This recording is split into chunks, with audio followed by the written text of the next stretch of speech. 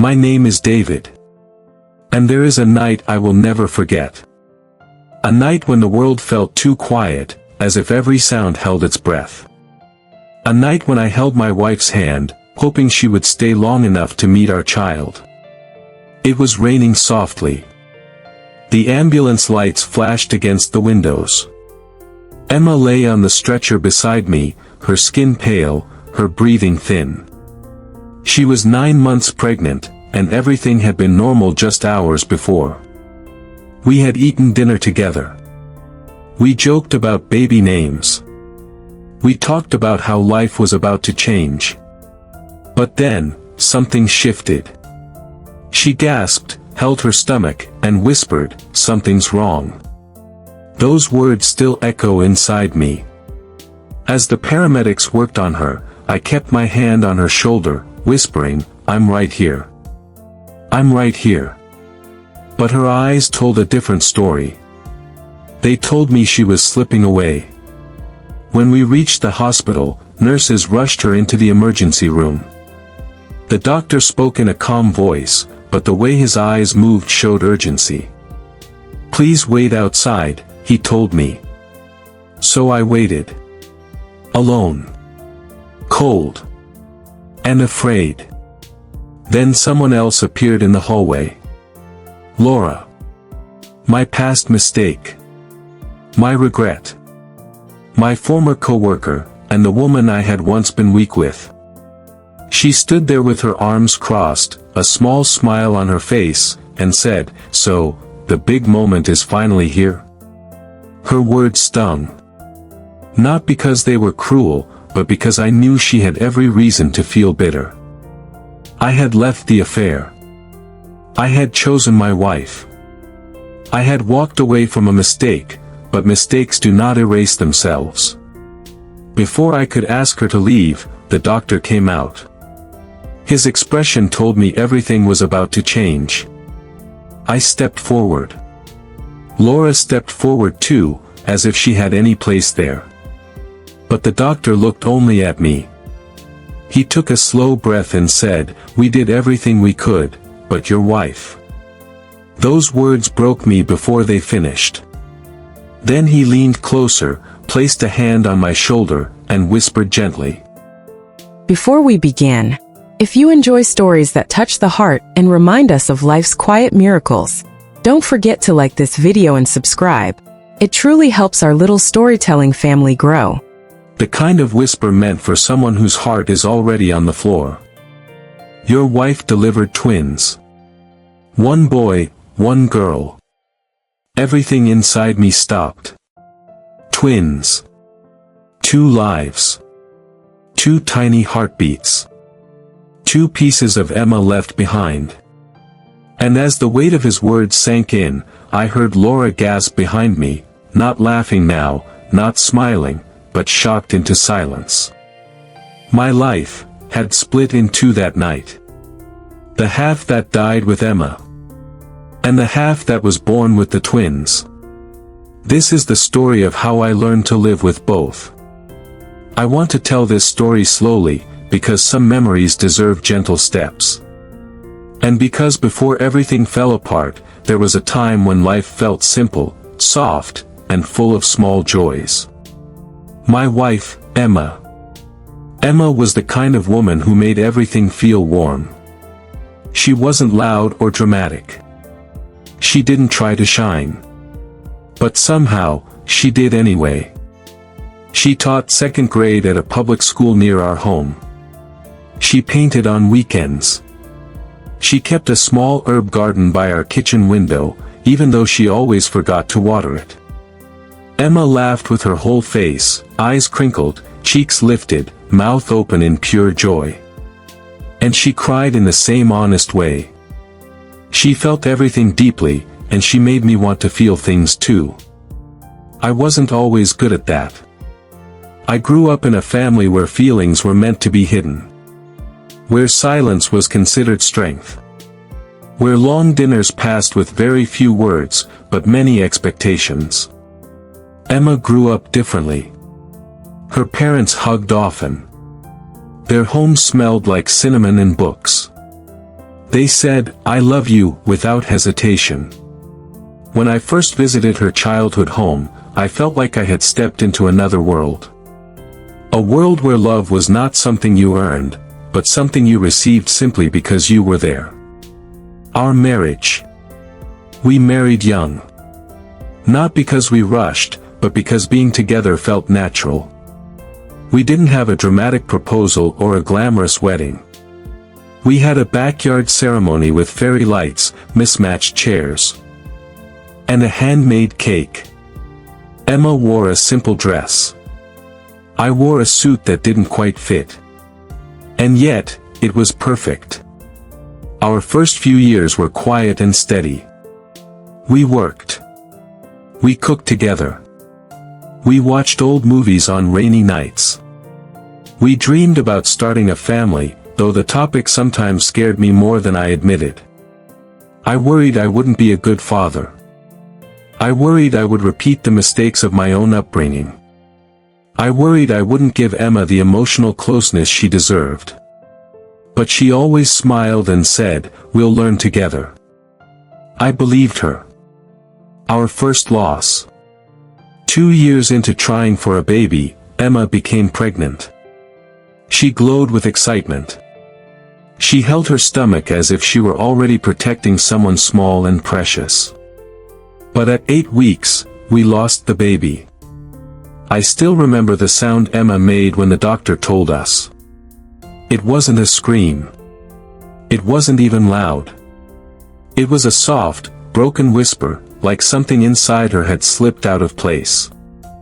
"I did something wrong," she cried that night.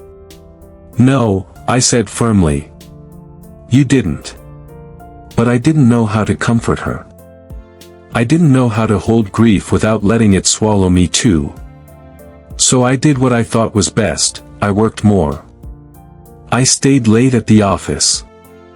I kept myself busy so I wouldn't have to face how helpless I felt. I see now that Emma needed closeness during that time. She needed softness. She needed a hand that didn't let go. Instead, I drifted. The mistake I still carry. That was when Laura began working at my firm. She was confident in a way that made her seem unbreakable. Sharp. Direct. Always dressed like she was stepping into a board meeting. One evening, while everyone else had gone home, she found me staring at a spreadsheet I couldn't focus on. "You look exhausted," she said. I nodded. "It's been a hard week." "A hard month," she corrected gently. I didn't ask how she knew. Maybe I was showing more than I realized. We talked for a while. Nothing deep. Nothing dangerous. Not yet. But pain can make you search for comfort in the wrong places. Small conversations turned into longer ones. Longer ones turned into shared takeout dinners. Shared dinners turned into moments where I forgot my boundaries. And then, one night, I crossed a line. It didn't feel passionate. It felt like falling. Like slipping down a slope I had been walking too close to for too long. When it happened, the guilt hit me instantly, before I even left her apartment.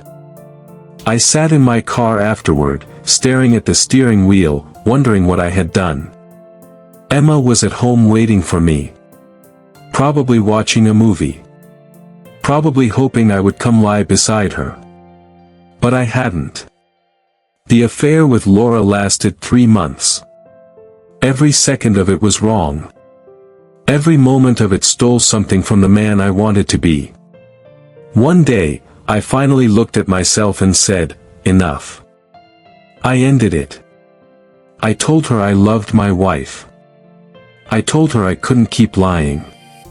Laura didn't cry. She didn't yell. She just gave me a long, quiet look and said, "You'll regret choosing her over me." I didn't reply. I simply walked away. And with time, I convinced myself the mistake was behind me. But mistakes have a way of finding us again. A year after the affair ended, Emma came to me holding a pregnancy test with trembling hands. "Positive," she whispered. I felt my chest open. Hope rushed in like sunlight. I drew her into my arms and held her for a long time. This time, I promised myself, I would be present. No work distractions. No emotional distance. No mistakes. I attended every appointment with her. I read baby books. I painted the nursery walls a soft yellow because Emma said the color felt happy. We felt closer than ever. We talked more openly. We healed from the loss little by little. Sometimes, at night, she would lie beside me and whisper, "Do you ever think about the future, David?" "I do," I'd say. She would smile and place my hand on her belly. "Me too." We didn't know we were expecting twins. Every scan showed only one baby. One heartbeat. Life held that secret close. But something else returned too. One morning, on my way to work, I ran into Laura at a coffee shop. She stood by the counter, stirring her drink slowly. "David," she said with a small smile. "Long time." I nodded. "Yes. It's been a while." She glanced at my ring. "Still married?" "Yes." "Still happy?" "Yes," I said again, but my voice wasn't as steady as I wanted it to be. "I'm glad," she said. But her tone didn't match her words. We didn't talk long. I didn't want to. But she left me with a sentence I didn't understand at the time. Some choices come back around. I walked away with a strange heaviness in my chest. The final weeks. Emma's pregnancy was smooth for the most part, but the last weeks were hard. Her ankles swelled. She grew tired easily. Some days she would rest on the couch while I cooked dinner beside her. "You've changed," she told me one night. "Good or bad?" I asked. "Good. You're softer. More patient. More, here." "I'm trying," I said. She reached out and squeezed my hand. "I see it." I didn't tell her about running into Laura. I didn't want anything to disrupt the peace we had rebuilt. But inside, I worried. I worried that my past would leak into my present. I worried that I didn't deserve the happiness Emma gave me. And sometimes, I worried that life was too fragile. Too unpredictable. Too quick to take things away. I didn't know how right I was. It was a quiet evening when everything changed. Emma and I had eaten dinner together. She looked tired, but not alarmingly so. We talked about baby names. We washed the dishes side by side. Then, while I wiped the table, she suddenly gasped. "David," she said, gripping her belly. "Something's wrong." Her face turned pale. Her knees weakened. I caught her before she fell. I called an ambulance immediately. Inside the ambulance, her breathing grew shallow. She squeezed my hand weakly. Her eyes were frightened. "I'm here," I whispered. "I'm right here." But I could feel her slipping. There is a kind of silence that enters when someone you love is close to the edge. Not an empty silence. A heavy one. When we arrived at the hospital, they rushed her into emergency care. Doctors moved quickly. Nurses asked rapid questions. I felt useless, like a man standing outside a storm he could not stop. "Sir, please wait in the hall," a nurse said. I waited. I paced. I prayed, something I hadn't done in years. Then I heard footsteps. I looked up and saw Laura walking down the hall toward me. I froze. "What are you doing here?" I asked. She lifted her badge. "I work in HR. This is my hospital now." Her eyes moved toward the operating room. "So, your wife is in there?" I nodded. She folded her arms. Her voice was calm, almost cold. "Must be hard. Not having control." I stepped toward her. "Laura, this is not the time." She shrugged. "Life is strange, isn't it? One woman suffers while another." Before she finished, the doors opened and the doctor stepped out. His face was pale. His eyes tired. I walked toward him instantly. "How is she?" I asked. He took a breath. "We tried everything, Mr. Hayes." My heart dropped. Laura tilted her head slightly, almost in curiosity. The doctor continued softly. "Your wife did not survive the complications." I felt something tear inside me. My knees weakened. My breath left me. I whispered, "No, no, please, no." The doctor continued, placing a gentle hand on my shoulder. "She delivered a baby boy. He is alive, but very small. He is being stabilized right now. A baby boy. Our son." And then, the doctor leaned closer. His voice softened even more. "There was also a second baby." I blinked. "What?" He nodded. "A twin. A little girl. We found her moments after the first. She is fighting, but she is alive." Behind me, I heard Laura inhale sharply, like the sound of someone slapped by fate. "Twins," she whispered. But I barely heard her. My heart was split wide open. Emma was gone. But she had left me 2 pieces of herself. 2 small miracles. 2 quiet heartbeats in a world that had suddenly grown too loud. They took me to the neonatal intensive care unit, the NICU. The room was filled with soft beeping sounds. Dim lights. Warm machines. Tiny incubators. There they were. My children. My daughter in one incubator, my son in another. They were so small their hands could barely curl around a finger. Their chests rose and fell in delicate rhythms. When I saw them, tears filled my eyes. "Emma," I whispered. "You gave me everything you had." I placed my hand on the glass. I couldn't touch them yet. But I wanted them to know I was there. "You're not alone," I whispered.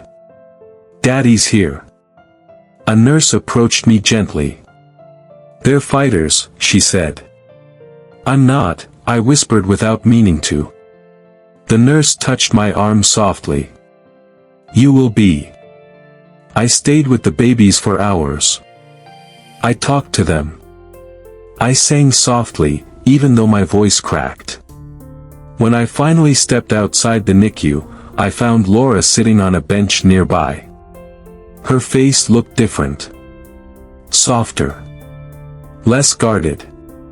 "I didn't know," she whispered. "About the twins. About anything." I nodded but didn't speak. "I shouldn't have come here tonight," she said quietly. "I shouldn't have said the things I said. I let bitterness guide me." I looked at her for a long moment. "You didn't cause this," I said calmly. Life just happened." She nodded slowly. Then she asked a question I didn't expect. "Can I see them? The babies?" I hesitated. But something inside me softened too. "Not now," I said gently. But maybe one day. She nodded again. We didn't speak after that. It was the closest thing to closure we would ever have. Saying goodbye to Emma. The next morning, I was allowed to see Emma's body. She looked peaceful. Too peaceful.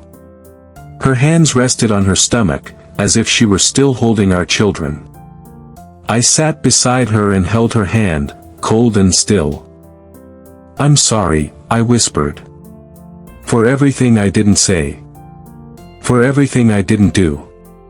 For everything I failed to be. I cried for a long time. Soft tears. Quiet ones. Then I placed my forehead against hers. I promise you, I whispered, our children will know you. They will feel you. They will grow with your love in every moment. I kissed her one last time. And then I let her go. Life after that was slow. Heavy. Gentle. The twins stayed in the NICU for several weeks before they were strong enough to come home. I visited them every morning and every night. I read them stories.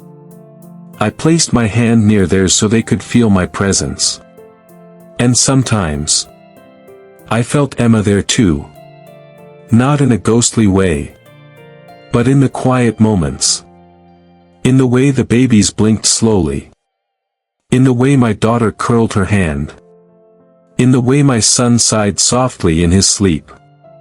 When I finally brought them home, I stood in the nursery Emma had painted. Yellow walls. Soft toys. A rocking chair in the corner. I held both babies in my arms and whispered. We're home. It didn't feel real at first. Nothing did. I learned how to bottle feed. How to change diapers. How to rock two babies at once. How to fall asleep sitting up. How to cry without making a sound. But slowly, life began to move again. Not forward in a clean line, but forward in small steps. The twins grew. They smiled. They grabbed my fingers. They looked at me with eyes that reminded me so much of Emma that it hurt, and healed, at the same time. I never remarried. Not because I couldn't love again, but because my heart felt full with the love I already carried. Some people said I was strong. I wasn't. I was learning. Day by day. Moment by moment. And that is enough.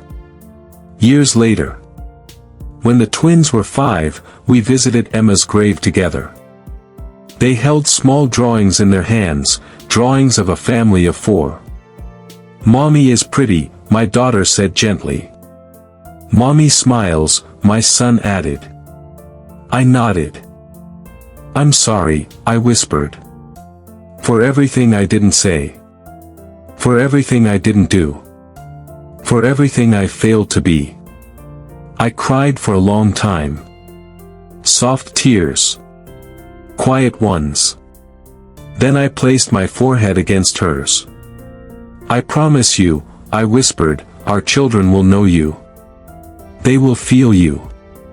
They will grow with your love in every moment. I kissed her one last time. And then I let her go. Life after that was slow. Heavy. Gentle. The twins stayed in the NICU for several weeks before they were strong enough to come home. I visited them every morning and every night. I read them stories. I placed my hand near theirs so they could feel my presence. And sometimes, I felt Emma there too. Not in a ghostly way, but in the quiet moments. In the way the babies blinked slowly. In the way my daughter curled her hand. In the way my son sighed softly in his sleep. When I finally brought them home, I stood in the nursery Emma had painted. Yellow walls. Soft toys. A rocking chair in the corner. I held both babies in my arms and whispered, "We're home." It didn't feel real at first. Nothing did. I learned how to bottle feed, how to change diapers, how to rock two babies at once, how to fall asleep sitting up, how to cry without making a sound. But slowly, life began to move again. Not forward in a clean line, but forward in small steps. The twins grew. They smiled. They grabbed my fingers. They looked at me with eyes that reminded me so much of Emma that it hurt and healed at the same time. I never remarried.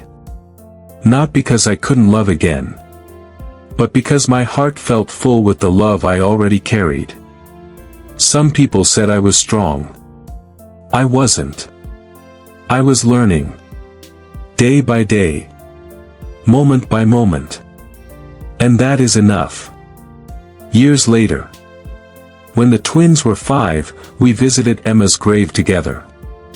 They held small drawings in their hands, drawings of a family of 4. "Mommy is pretty," my daughter said gently. "Mommy smiles," my son added. I nodded. "Yes," I whispered. "She smiles in every memory we have." The wind moved softly around us, rustling the leaves. For a moment, the world felt still again. But not the stillness of loss. The stillness of peace. I looked at my children and whispered, "Your mother loved you before you took your first breath. And I love you enough for both of us." They hugged my legs. Their small hands warm against my skin. And in that moment, I felt whole again. Not healed completely. Some losses never fully heal. But whole in a new way. Soft. Quiet. Hopeful. Life taught me that love does not end when someone leaves. It stays. It grows. It turns into something you carry inside you. Something you pass on. Something that whispers through every moment. Keep going. And so, I keep going. For them. For her. For the man I am becoming. This is my story. A story of loss. A story of love. A story of 2 small heartbeats that saved me when I thought my heart had stopped. And if there is a lesson in all of this, it is simple. Life breaks us sometimes. But love finds a way to help us breathe again.